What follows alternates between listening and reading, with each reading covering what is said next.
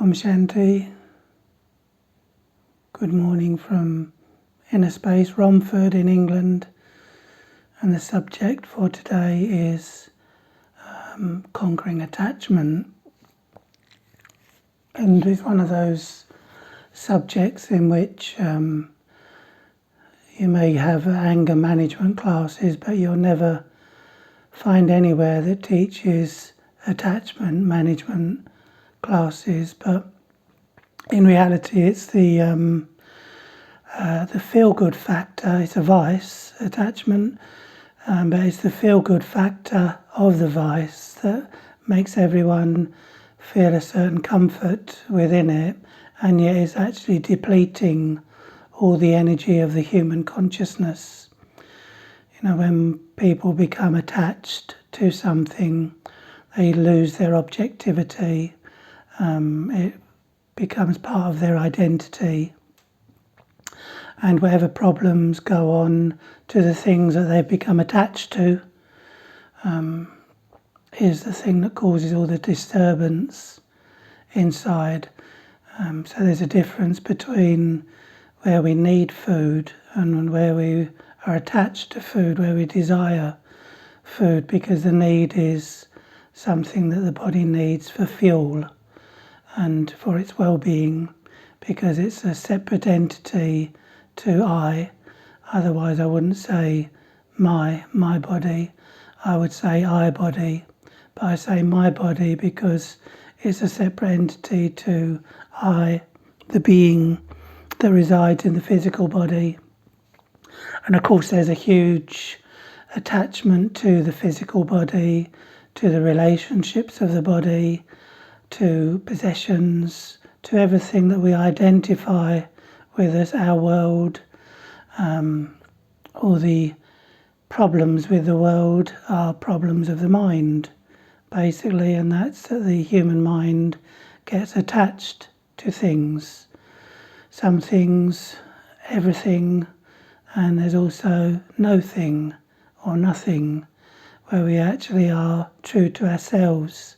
Again, we can't be true to ourselves when we're attached to things, because we don't know what the self is.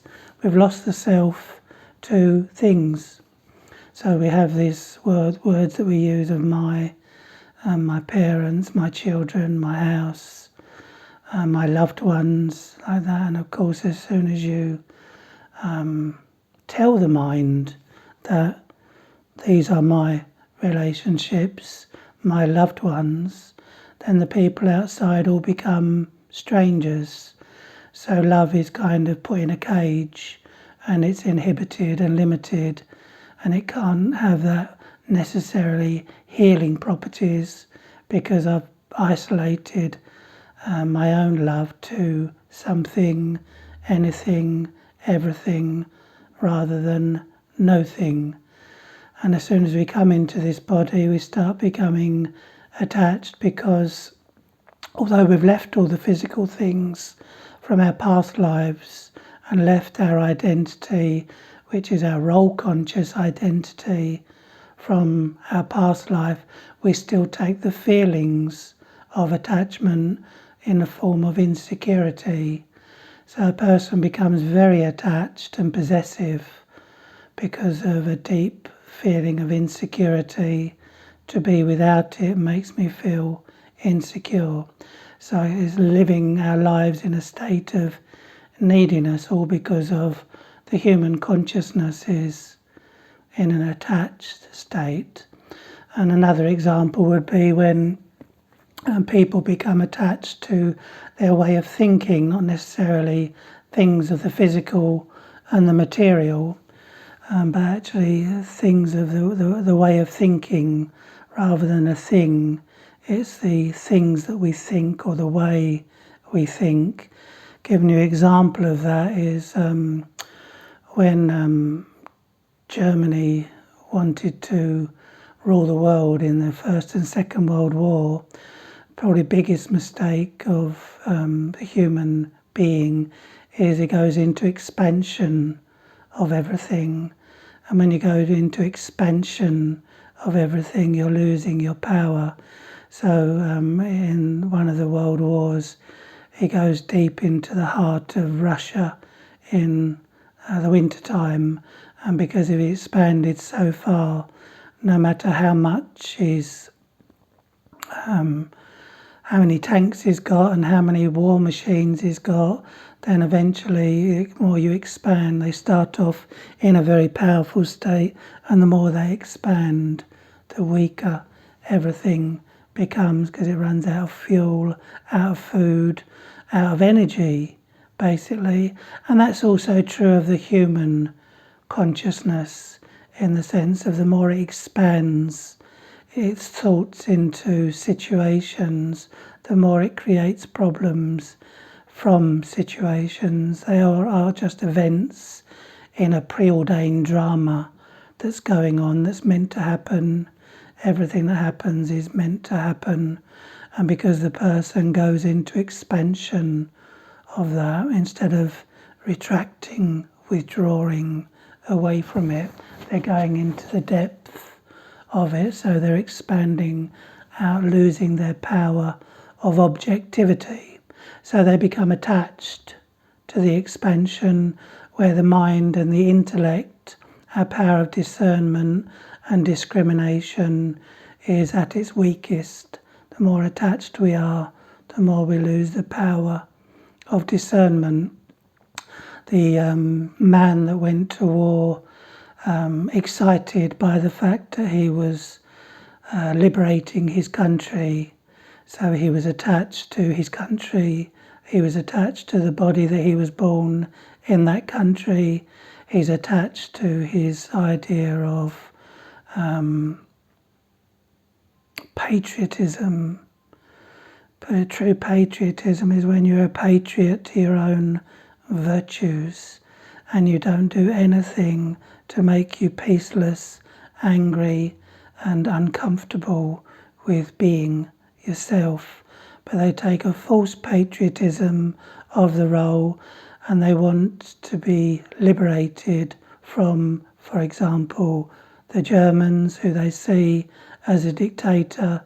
But even before Germany is known whether Germany had won the war or lost the war, they were already in bondage internally to this feeling of the dictator, which is coming from their own ego, the dictator within. What's dictating my motive within is the dictator of the ego. So even if they go to war, they're entrapped by their own thoughts of, we mustn't have this dictator ruling over us. So that thought is the trap, the thought that we become attached to, just a single thought we become attached to, and then it expands into what would be the result and all the different questions. So instead of putting a full stop on the thought, the ego makes the person chase after bringing the downfall of the dictator. So instead of fighting the dictator, the ego within, the attachment makes the person think that it's outside. So human beings start a war outside when they're losing the war to the ego inside. And if there wasn't a war going on, they wouldn't be able to fight outside. So the more they fight outside, the more they expand their energies, the weaker the consciousness becomes to discern, discriminate, to judge, to see clearly, to be far-sighted, to be intuitive about things. So now the man goes to war in bondage to that thought, trying to stop that and willing to die for the cause. But what he doesn't realise is what's inside of him that's being triggered. His arrogance, his stubbornness, his self-righteousness. So this is why when the ego's constantly winning, being the dictator, and the soul, the human being, is not realising there's a dictatorship going on inside, they carry on with that same war. And even if they was to win that war, their arrogance, stubbornness, self-righteousness, fear, anger has already become stronger inside. So their dictators, the one that's dictating what their next move is, the one that's dictating the actions to make, is not in a peaceful state, it's in a peaceless state. And this is why people are kind to some but unkind to others. So they say that someone's evil and they hate them, but they don't realise that it's their own hate that's dictating to them, and they're attached to that hate, and they're attached to that anger, and they're attached to that malevolence. And so they see the external dictators, the people in uniforms. Uniforms make such a difference to people. And the way people dress makes such a difference, because people are attached to their eyes in what they see. It's not really to do with just the eyes, it's the way the mind works through the eyes. And so a person will see a German uniform or an English uniform, and there's still this combativeness going on between the English uniform and the American uniform, where the Americans say, well, you wouldn't have won the war if it wasn't for us coming along. So his patriotism is to do with his ego, and the English person who feels the pain of the anger, the stress of what another person says about their country. It's all the dictator inside that's dictating your next move. And to conquer attachment, you've got to recognise the ego's next move, what it's trying to coax me to do, whether it be to sort someone out, to sort something out. In what state are you going to sort that out? Attached to the ego, or recognising, watching, detached from the ego? And so the more that the attachment and ego work in unison together, the more the person becomes in bondage to their thoughts. So even if someone tells me that something could happen, and in my world it has already happened, because I imagine the worst, then I'm still being dictated through by fear, not love. And love always brings you inside, away from the falsehood, into a state of truth. And fear always takes you outside into a state of falsehood. So you're really becoming aligned to what your true state of love is, because love conquers attachment, but it's a very detached and potent healing form of love, rather than love that's restricted to my possessions and my family and my friends and the people that I like, rather than the people I don't like or don't know. So you're actually breaking these barriers that people have imposed on the love purely because of their own attachments. When I own anything, I don't really own it, it owns me, because it dictates what my mood's going to be. Whatever happens to it happens to me.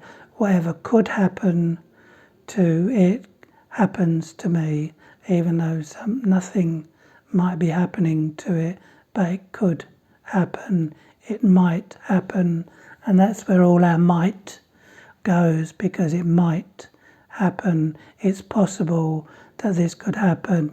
What if this thing happens like this? Then we're going to we'll need more money, we'll need more food, we'll need a better job, we'll need a bigger house for the bigger family, and it goes on and on and on, expanding. But the reality of it is, it's nothing to do with things, it's to do with what's happening inside, that my overthinking of something is moving me away from the present beauty, the present magic, the present moment. So if ever you go into a situation with all guns blazing, then there should be a clear recognition that you're heavily under the influence of arrogance, ego, and the I'll show 'em consciousness, which is what people are very attached to. I'll show them that I mean business. They're not going to make me feel insecure when that very thought is an insecure thought. It's an insecure thought that's been promoted by the dictator of the ego. And the ego works in such a way that when you use it to empower yourself superficially, it will have a downward effect in it, where there'll be this feeling of inferiority to it. It becomes superior and I become more inferior or more scared of the way. And if I do have this fear that I'm not dealing with inside, I'll use different techniques to protect that fear, to make me not seem insecure. And so there's this constant manifestation of needing to prove the self, needing to impress others. And if there's no one to impress, then I feel unimpressed and unimpressive. And so the more we're in need of this impressing others, the more we become depressed by the fact that there's no one else around to see us, to hear us, to share our lives with us, all insecurity. And so loneliness becomes a major part of our belief system, whereby we become attached to our own company, which is the only thing that we see as reliable, but is still being dictated to by the ego. And so it will keep telling us that we're on our own, we don't need anyone, we don't fear anything, we don't fear anyone. And that very thought is being spoken by fear itself. And love is letting go of fear. So immediately this makes you realize that nothing you do in this outside world with anyone will actually correct this imbalance that's taken place, because this story is really all about God. Although human beings have made it about themselves, but it's really God's story. And God's story is that He comes in a preordained drama at a particular time of the downfall of humanity. He gives us a connection with our mind, a child, all souls. Our children, they connect to the Father of all souls, and He gives us this link. He says, I'm the Supreme Soul, you're the soul that's in need, remember me, and all your virtues will return. So in the sense of, we take all His virtues and bring all our virtues, which is really like the presence of God. And once those virtues are manifest on earth, then it's called the time of the deityism, the time of Satyog, the time of heaven, the age of truth. God's not down here, He's elsewhere. He's the director of the drama that comes at a particular point in time to manifest His qualities in the human soul. So we've taken support and made His virtues our own, thus removing all our own attachments, fears and negativity. His kindness is to everyone. Our kindness is selective. Ours is the wrong kind. Although people praise themselves how kind they've been, it's the wrong kind of kindness, because it's based on attached, bias, selective love, which is limiting, restricting love. So once God's kindness is on earth again, it's in the form of the deities, human beings with divine virtues, so-called as gods and goddesses. There was their downfall when the virtues ran out. We started to become happy according to vices, loving according to vices, and our peace was also based on vices, because peace, love and happiness becomes a conditional state whereby I can only feel peaceful if these things are there, not the other things, if the right people are around me rather than the wrong people. And peace is peace. You can't say that it's peace because it either is or it isn't. If it's not, then it must be peace based on reasons, based on conditions. And so the person becomes attached to their peace, a person's conditional love. They become attached to people that give them the most love and want the least in return, because they say that they're kind people, they're loving people, I want to be around them. And then when they change, you've let me down, you've been disloyal. But in reality, no one's disloyal to me except my own true way of understanding has become a false way of understanding. So in a sense, you have God's qualities, God's love, God's light, all the beauty manifest on earth through the human beings. And when that goes, we start to worship God. He's not here, he's up there. But we start to worship God as a form of virtues, a form of love, different deities, different gods and goddesses. And we're still trying to get back those virtues that the soul once had and is now losing. So we start fighting for peace and losing more virtues, contaminating more of the virtues and the qualities, all because of attachment takes us into expansion. And so we go to the furthest parts of the earth to try to get that understanding, that knowledge that will enable us to uncover our true selves. But it's not out there, it's in here. And so that's what God's role is to do, but make us more connected, attached to our true self.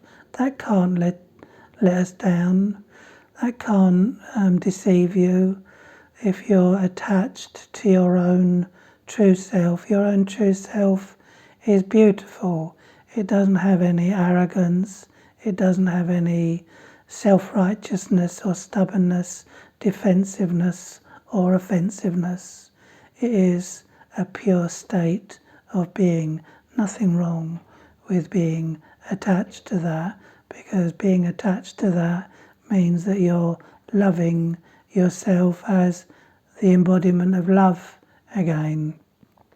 So this is where human beings went wrong, really. They became attached to a certain way of thinking, and once they become attached to that certain way of thinking, they can't think that anything else is right except their own belief, and therefore they become self-righteous in that belief that they have.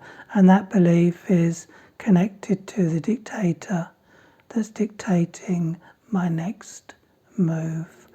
And so this is the subject of the conquest of attachment, is that you can only really conquer attachment when you actually practice being a perfect instrument for God's qualities, for God's kindness, God's virtues. So it's no longer my kindness, my love, because all of what I have at the present time of mine is contaminated. So I might give myself the certificate by saying how kind and gentle I was, but then again, if they're not, if other people are not respecting the amount of energy, time, and goodness that you're giving, then because of the ego of attachment, you expect something in return. And if you take the expectations out of life, all that's left really is yourself, because you're not expecting anything of the outside world to go your way, to be your way, to be listened to be impressed by. So all of this is connected to becoming an instrument. So really, we're not trying to get ourselves in the way anymore. We're actually getting ourselves out of the way.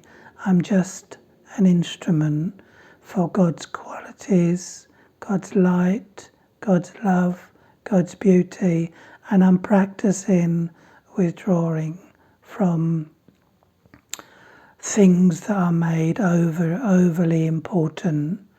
So a person comes to me with some major problem in their world, but their major problem must be kept in perspective in my world, so that God can help that soul through this instrument.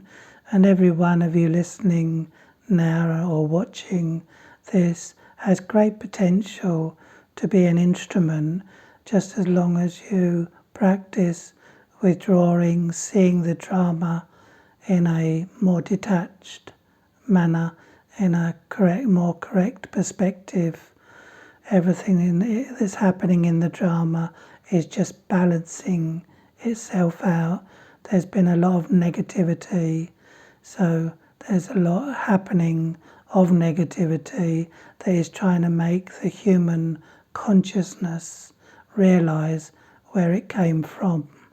We're not the victims of the drama, we're the creators of it. So the negativity comes in front just to make me feel where there's still negativity, just to remind me that there's still a lot of negativity inside. Taking it further than that, there mustn't be the feeling that the negativity inside is more powerful than your positivity. If it was, you would want to be negative from now on. You wouldn't want to be positive. But the positivity inside is more powerful because it always makes me want to be positive. Even a negative person would like to be positive. So therefore, once they realize that positivity is underneath the negative way of thinking, and there's a right way to think, and it's that aha moment when you actually are incorrectly looking at something and it's causing depression, and then you change your perspective, so the angel changing the angle of the way you see and the way you perceive something, and it gives you an aha moment. Instead of wah and all the crying, there's the aha moment, because it feels better to see it in that way, to see it through the eyes of understanding.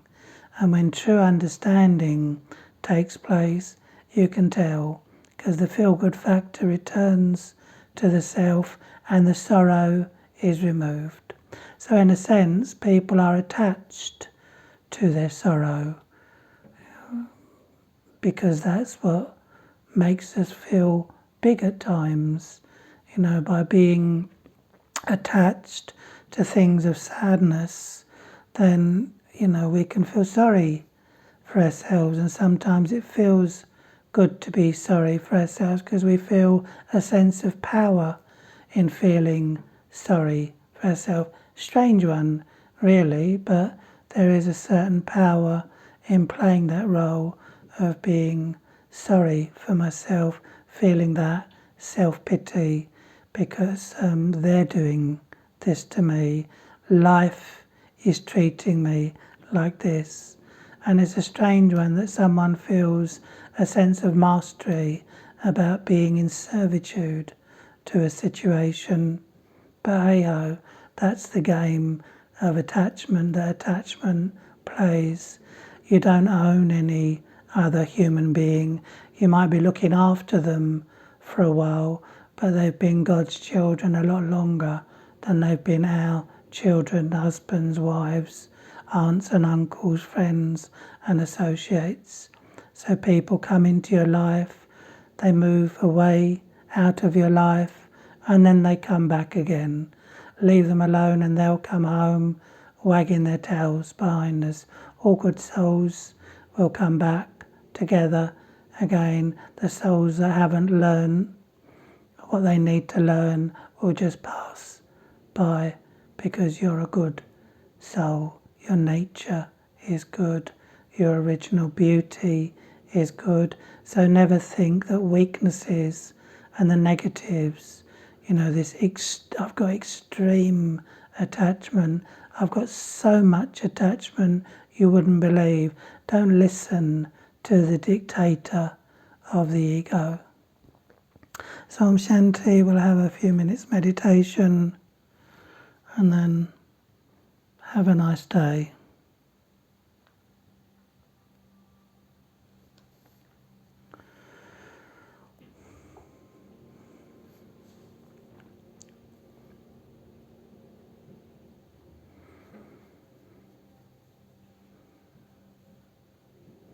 As I breathe in,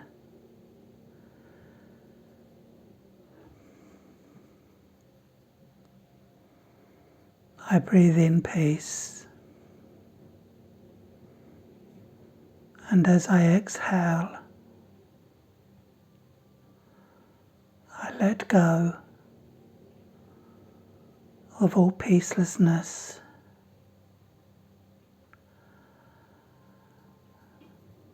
As I take a deep, deep breath, my mind becomes a restful, cared for mind. And as I breathe out, I let go of my belief that I have any problems. I have no problems. I have no weaknesses. I am the one that has adopted the Supreme Soul, the Supreme Being, as my own.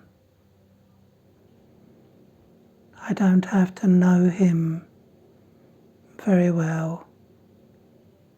I don't need to know the way he thinks. I just need to know how he views me as a nearest and dearest beloved child.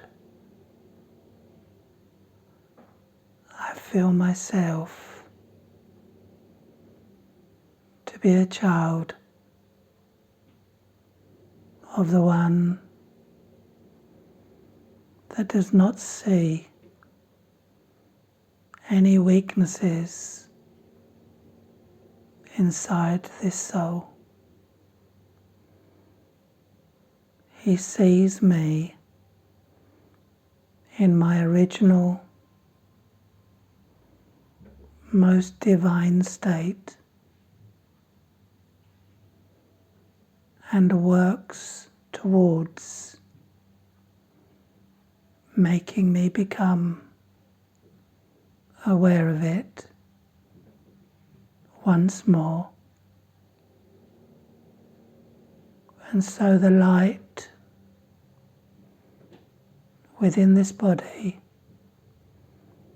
is using the light of knowledge to manifest the light of God into the darkness of my past and bring light from dark to light. I realize that the more and more I feel the presence of His light, the more I feel pulled away from the body, away from the world, towards the eternal light.